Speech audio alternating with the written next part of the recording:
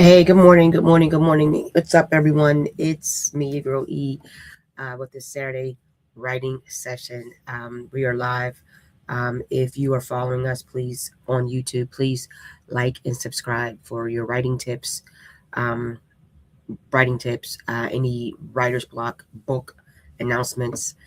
Writer's Block Publishing LLC is a publishing company that publishes independent authors for free. For free. People have asked, well, how do you make your money? How do you make your money? It's not about the money. It's about giving people the platform to share their story. If you are looking for to write your book, far as your fiction, your memoirs, or anything that's nonfiction, please reach out to us at writersblockpub@yahoo.com. Yes, I still have a Yahoo email account. I am not ashamed. Yahoo at Writers Block Publishing at writersblockpub@yahoo.com. That is the email. Just send me an email and just say, hey, I've written a book, and then we will go from there. We do publish for free, absolutely free. We upload on Amazon through KDP, right? And we do take 10% off your online sales. Anything sold online, we take 10%. So if your book is $15 online and there's an online sale, we only take $1.50. Again, it's not about the money, it's about giving that platform to those who want to write and share their story. Okay. Upcoming announcements, let's get into it. We have the Writer's Block Writing Workshop that is on January the 31st at 1 p.m. to 3 p.m. It is via StreamYard, which is the services that I'm using right now, the platform I'm using right now. StreamYard is great because to me, other than Zoom and Teams, it is actually great because this will also be uploaded on YouTube. This is so then that way everyone is getting the tips and you're actually getting, I don't want to say recognized, but people are going to be seeing that you are in the process of working on your book or have written a book or have books out there. In this workshop, there will be hands-on learning. I'm going to be teaching plot development, character development, storytelling. All right, this to register is only $40.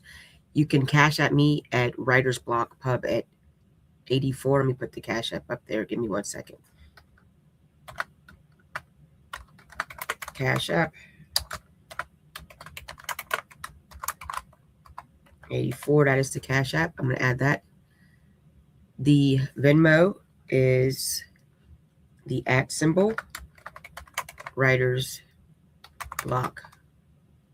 Let me start over.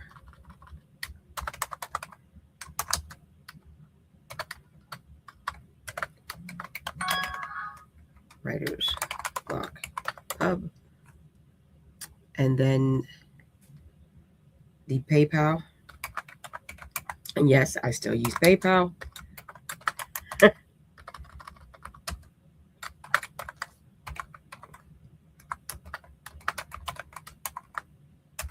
All right, so now I'm going to add these banners. All right, the Cash App is Writer's Block, as the money sign Writer's Block 84. All right, make sure you see that. The Venmo is at Writer's Block Pub. And the PayPal is PayPal/eDavis LLC. Let me edit that because it is a capital C, LLC E Davis. I am a author. Let me fix that for you.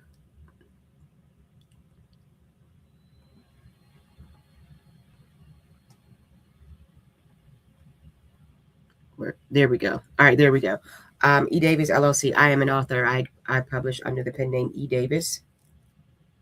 So, and I branded my name, which is an LLC. So once again, I'm gonna put these up here. The Cash App is Writer's Block 84.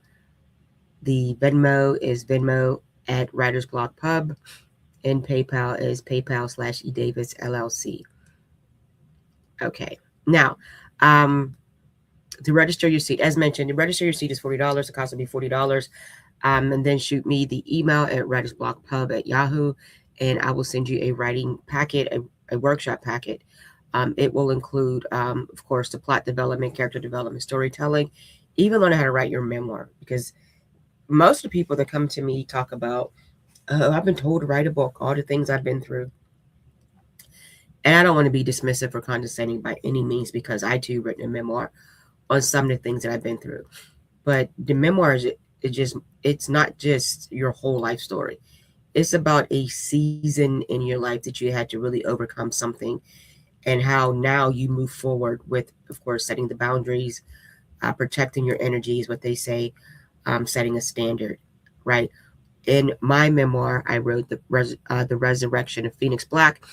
It is about overcoming tragedy, from death of my mother, death of my grandmother, and overcoming a very toxic marriage and a toxic relationship, and how I now am someone that can, I guess, set the boundaries and protect the energies moving forward.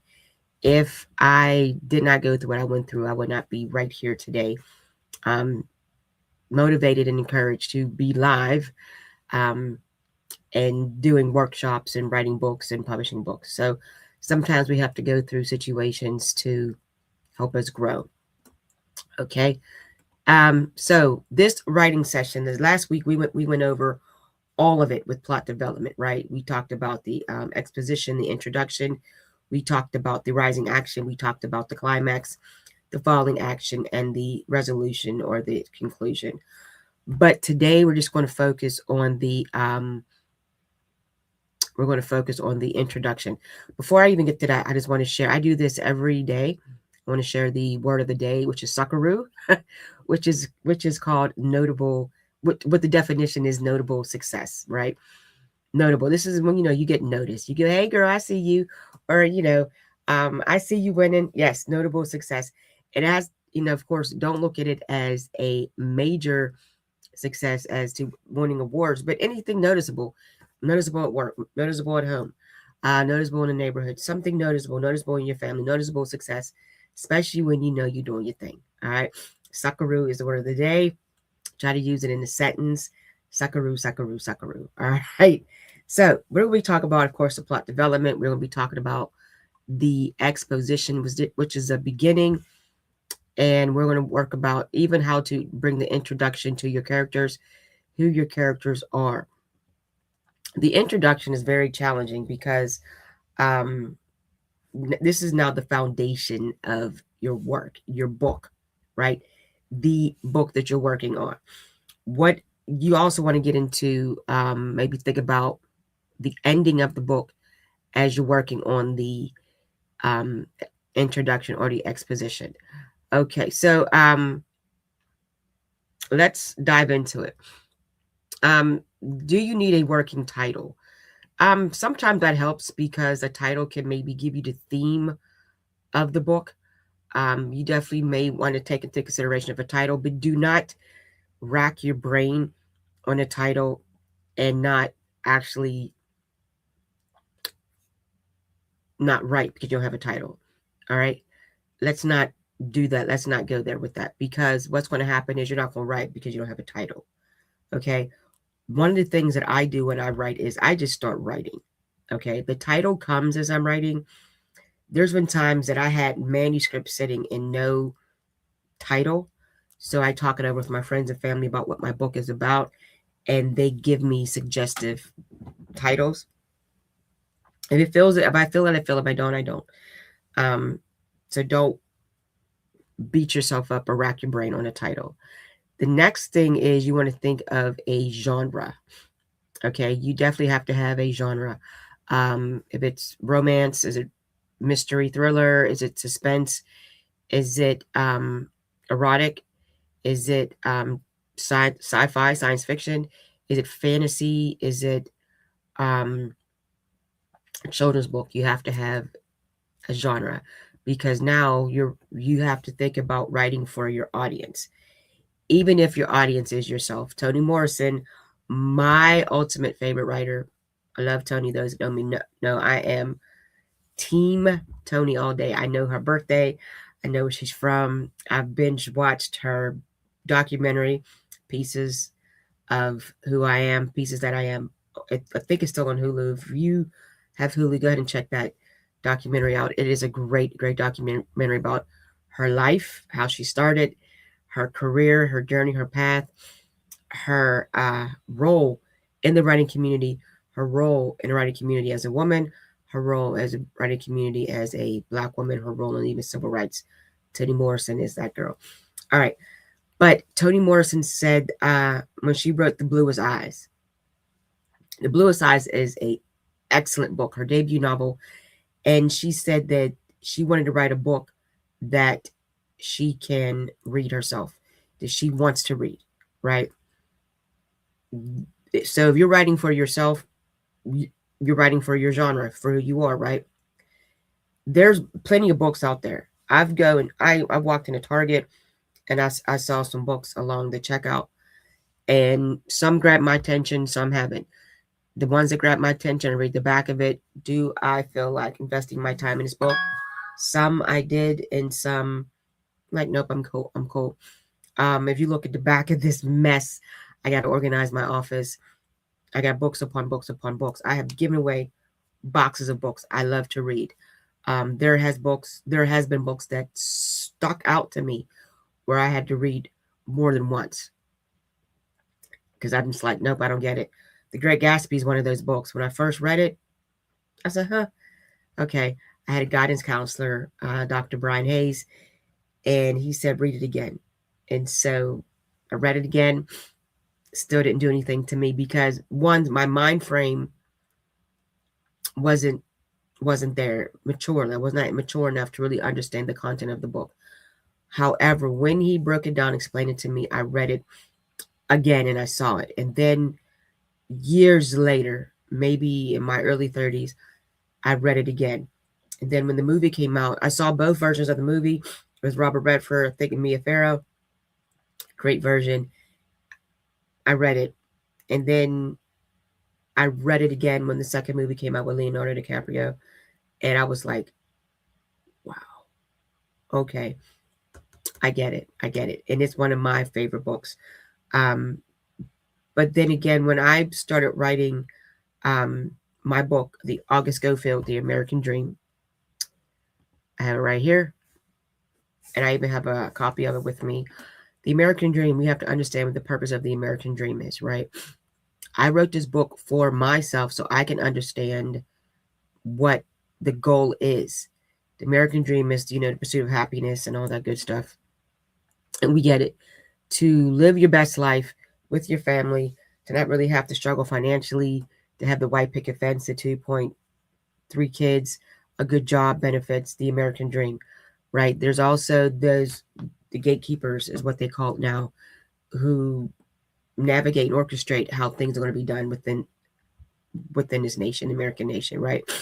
We have, of course, the politics. We have who do you know type gatekeeper. Okay, these are people that are who help shape the American Dream for you. So when I wrote August Schofield, The American Dream, my purpose was to tell a story about a young woman, a single mother that wants to write her signature novel, as she calls her, Gatsby, so she can say that she made it, right? Suckaroo. All right. And she had a lot of commercial success as an author, but she didn't have that. She felt that she did not have that success as a author. All right, check it out. This is my copy of the book. If you are Amazon junkie like me, go to Amazon.com and get the August Schofield, The American Dream, and even tag me on social media that you got it and tag me what you liked. Even write a review on it. To me, with all the books that I have written, E. Davis has written, this is my favorite book because it's definitely personal. Not memoir as personal, but personal on striving to be the best. And sometimes we can miss golden moments when we are so focused on the suckaroos, right? All right.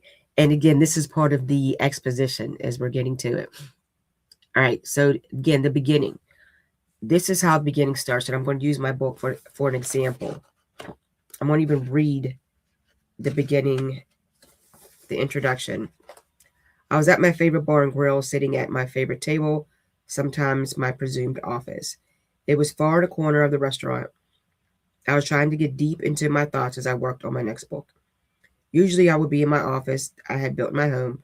The television would be on something that I wouldn't be tempted to pay attention to.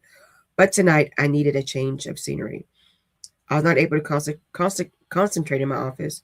I could have walked the streets of Manhattan and shopped, spent money that I don't have at some boutique. As I tapped my pen against the table, I thought about calling home to talk to my daughter Joy, but I didn't have the energy to engage into her animated world and endure a long winded conversation with every other word being, and guess what? I love her. She's the love of my life, but I really needed to write. So here I was in the lounge of my favorite bar and grill, writing, trying to write. Right now, the atmosphere is what I needed. I was in the midst of people. I could watch people in the restaurant engage in conversation and laugh among themselves. All right, that's the first paragraph, right? So we are now introduced to someone who's trying to write. And of course, it's going to be the main character, August Schofield. And she is a writer. It takes place in Manhattan. Okay, we have that. She's at her favorite bar and grill. How many of those? How many of us have those that go to restaurant? Mine, right here in the city of Pittsburgh, is a Chinese restaurant called Taipei Tokyo. It is my favorite. I'm a Chinese food junkie.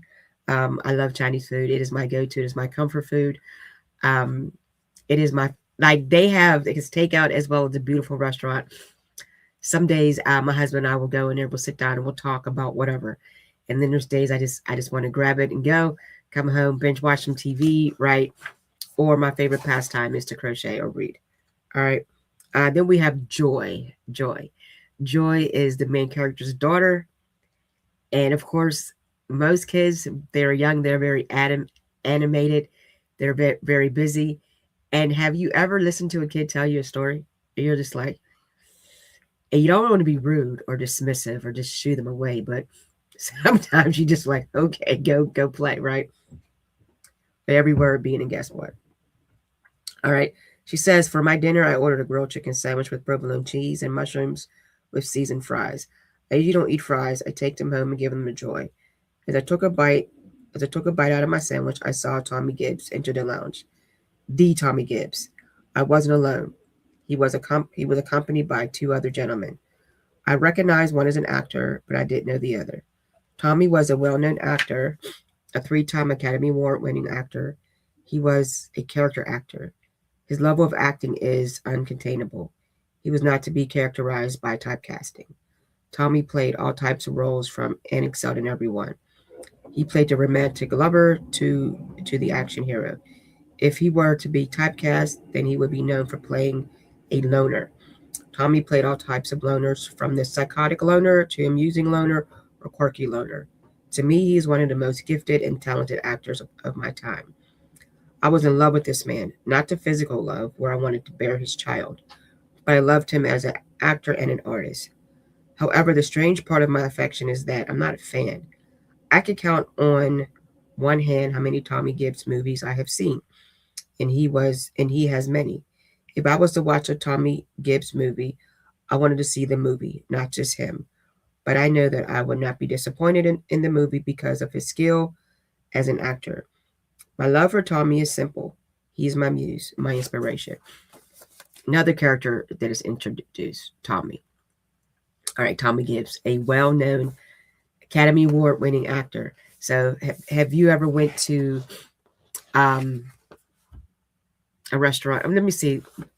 I can't say here in Pittsburgh. I mean, maybe Pittsburgh. You might see some Pittsburgh locals, Pittsburgh celebrities. But of course, in Manhattan, you're known to see. It's not uncommon to see somebody famous.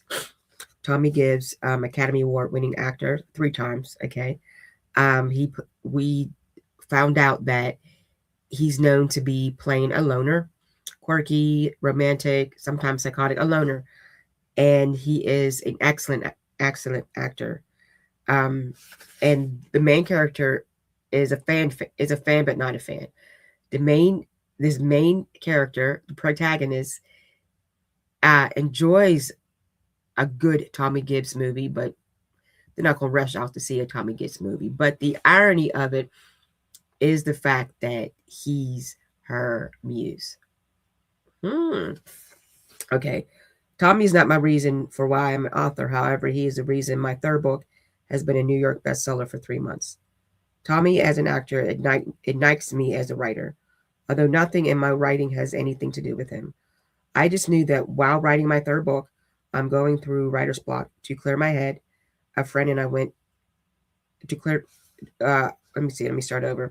I knew that while writing my third book, I was going through writer's block. To clear my head, a friend and I went to the movies.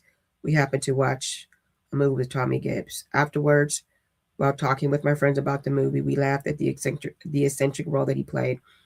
Only that particular role could have been performed by Tommy Gibbs. Somehow, the love of creativity he brought to the character challenged me to dig deep and elaborate more. It was, it was with the book he became my muse. I dedicated my book to him. All right, so we now know that this author is an established. This character is an established author. Her third book, and is a New York bestseller, and she dedicated. So there is some type of fascination. All right, so we are now introduced in this beginning to the main character.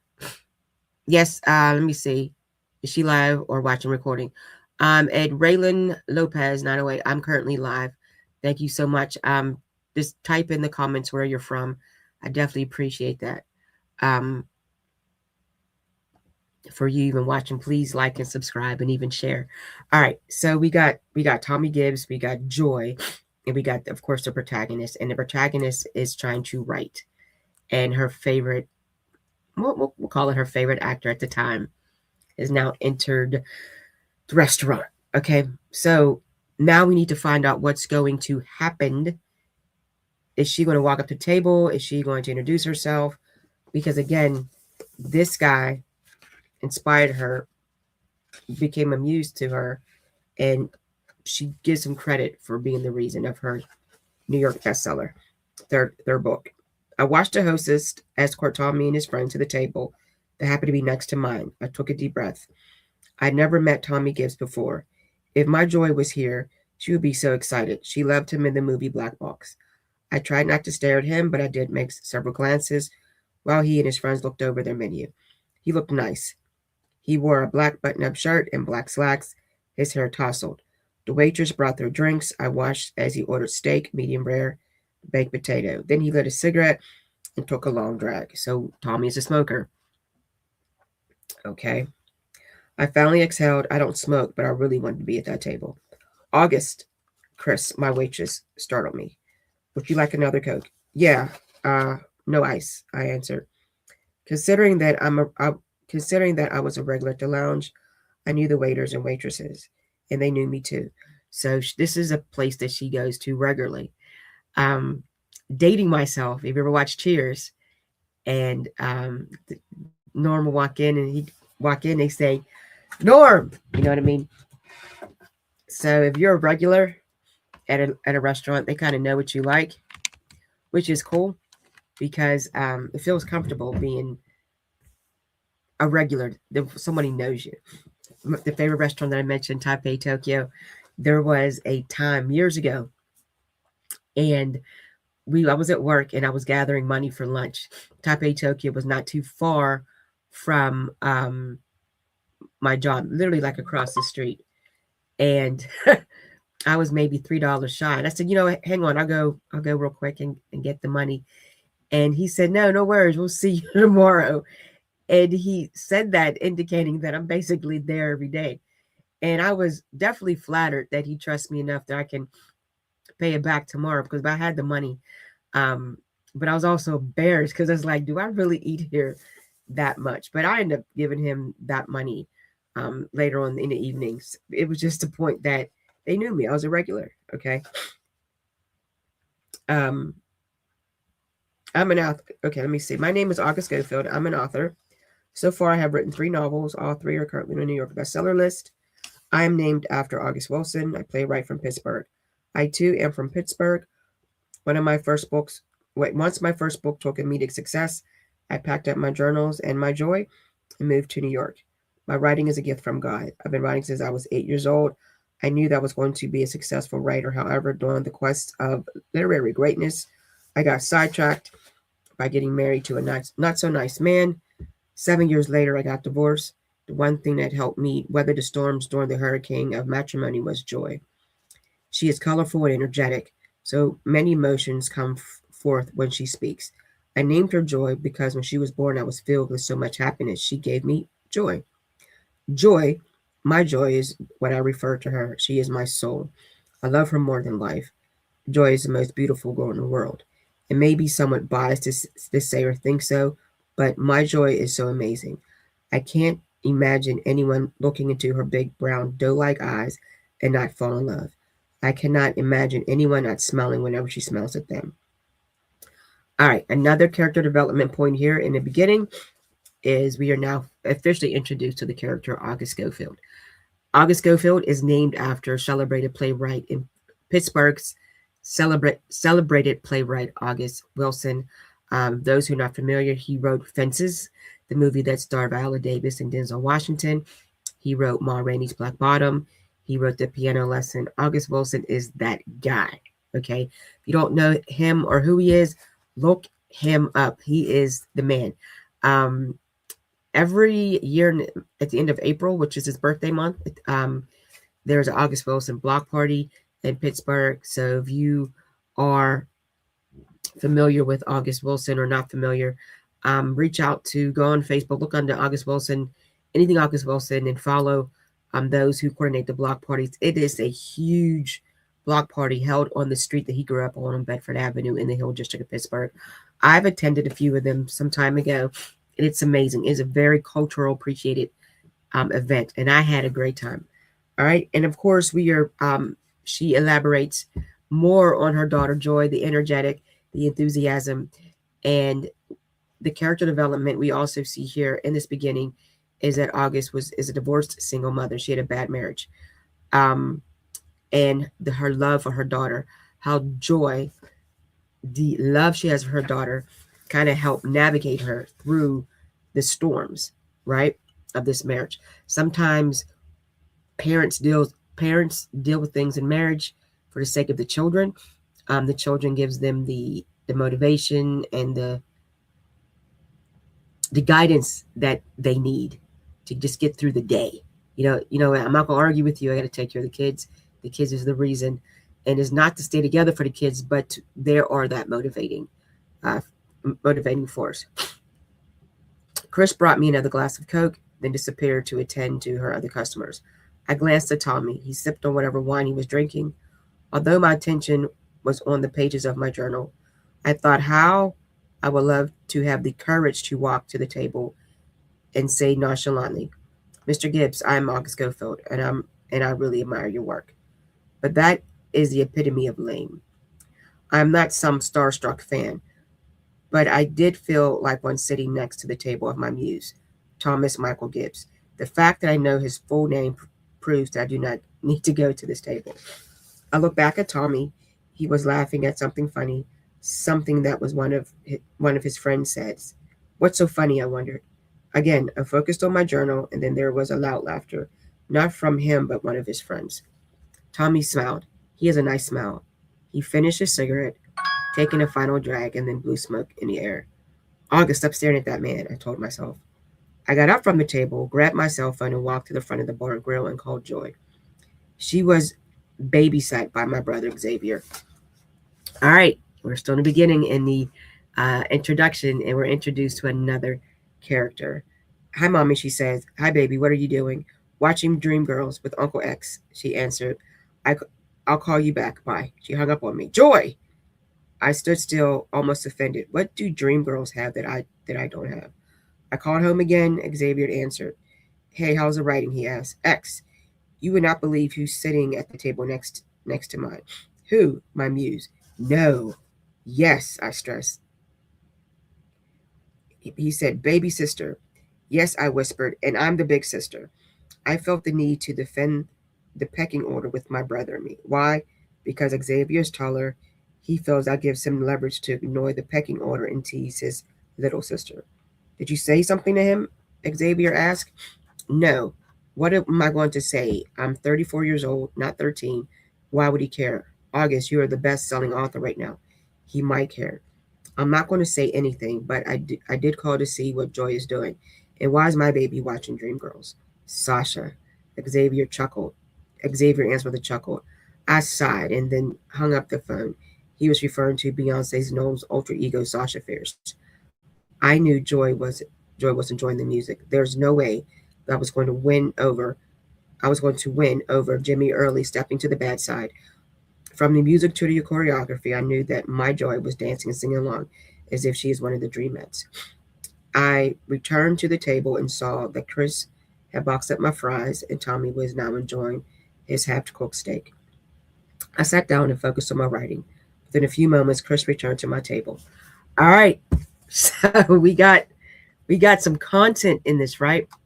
We got Joy, who is indulged in Dreamgirls, though little promo. If you have not watched Dreamgirls, you are obviously living under a rock. The cast is stellar. Danny Glover, Jennifer Hudson, Aniki Rose, I'm saying her name right, Eddie Murphy, Jamie Foxx, okay? X is the Xavier. Now that I realize he's nicknamed X, and of course, X-Men, Professor X. This was actually a strange coincidence that I just picked up as I was reading. And the kind of the pecking order self-validation that August needs to remind her brother that she's the oldest. When he referenced her as baby sister, she stopped and said, no, I'm the big sister. Some form of validation.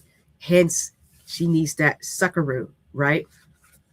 That word of success. I'm the oldest sister in my family. I only have one sibling. I have a younger brother, and he is much taller than me. And sometimes I feel the need to have this suckaroo in our family because I'm the oldest. So, nonetheless, this is the beginning, beginning. So now the rising action is going to lead to will. We're at the rising action actually right now because now we're coming to a point of will August actually talk to Tommy Gibbs and introduce herself and say, "Hey, how are you? I'm August Schofield. I'm an author. I admire your work." So we got the beginning now, right? We got August Schofield. We have Joy. We have X, Uncle X, Xavier.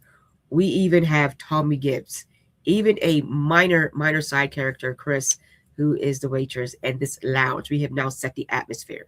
Okay, so now the point is, let's see how it's going to go, and we're going to see that next writing session.